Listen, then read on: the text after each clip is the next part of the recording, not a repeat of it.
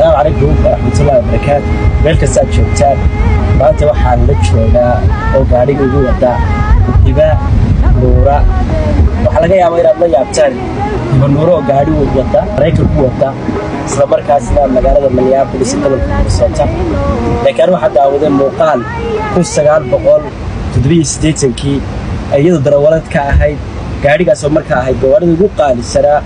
تتكفك وترى إذا تقعدوا لي يا بتشري قاعد يلا نجلس البلورين شري هي بالنور هي درول كهاي وحل السعودي الفلاني دي وينيد خضرة داهي الله نحرسته يو نيل لوريج صالح قاسم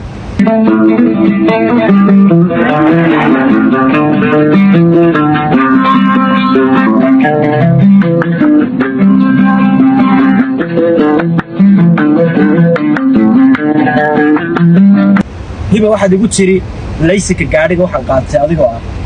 sideed toban jir adoo sideed toban jir markaan dhowri 20 jir baan ahay badan baa watay in badan baa watay marka halka Mareykan marka timida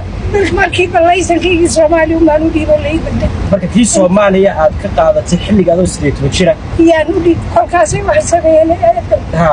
markii aan dhiibay ma yahay qodara qof isagoo yar laysan lagu jiro isku markaan oo yaad u yar waaro waxay soo waday ma horta meena taadiba bay ku yiraahdeen hay gabadhaadi ha waxaan ku ma waaniga haye naagtii intay kacday khabiirada gudaha la hadash u yeedhayo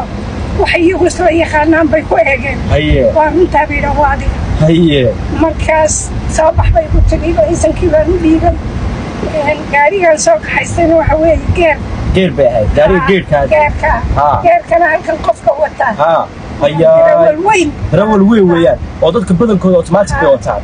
halku iga maqraan lahaa laysan laba usbuuc baad laysan hay degdega way sidii baad imika ku wadataa dhowr iyo 20 sano halkan joogo ma dhowr iyo 20 sano ma sha Allah waxa weeyaan hibo nuura iyadoo wax isku darsatay waxyaalo aad u fara badan hadday fankii tahay hadday tahay suugaantii kala duwaneed hadday tahay darawalnimo hadday tahay xushmad ixtiraam waxa weeye furfurnaan farxad weyn bay tahay runtii maantana inaan waqti u helo mar kasta mar qura ma aha imisaynu wada joognaa maalin walba wada soconaa